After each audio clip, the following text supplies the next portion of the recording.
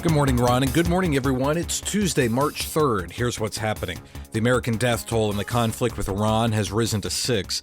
The Iranian Red Crescent also says more than 550 people have been killed across all of the strikes. President Donald Trump yesterday said that he expects the conflict to only last 4 weeks, though the Defense Secretary Pete Hegseth said it could go longer. Also yesterday, Kuwait mistakenly shot down 3 American F-15 fighter jets. CENTCOM says they are grateful for Kuwait's support in the ongoing strikes on Iran and that all the aircrew ejected and landed safely. A third victim has died following the deadly shooting in Austin, Texas over the weekend. A gunman opened fire outside a bar in Austin's 6th Street district early Sunday morning, killing 2 people and injuring 14 more before he was killed by police. A third victim was taken off life support yesterday. Images show the suspect wearing a hoodie with the words "Property of Allah" and an Iranian flag on his undershirt, with police saying they are looking into a potential connection with the Iran military operation. The suspect was a Senegalese native and a naturalized U.S. citizen. In other news, the Washington Attorney General's office can investigate whether the Catholic diocese in that state used charitable funds to cover up sexual abuse allegations.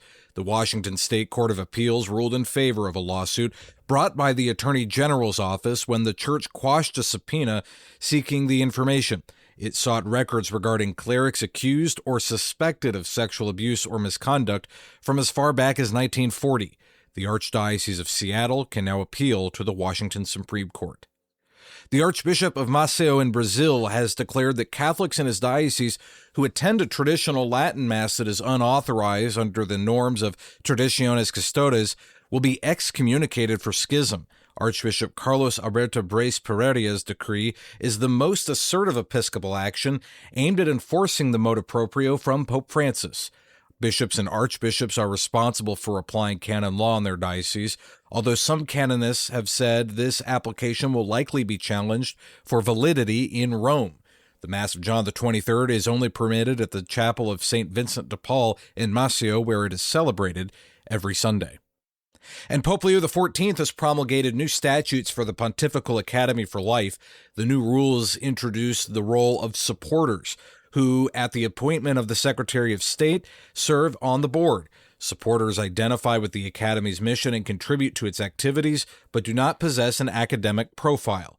According to Vatican News, the work on the new statutes began over a year ago. And that is the news this morning. I'm Matthew Handley. Let's go back to Toledo. Here's Ron, Dave, and Pat.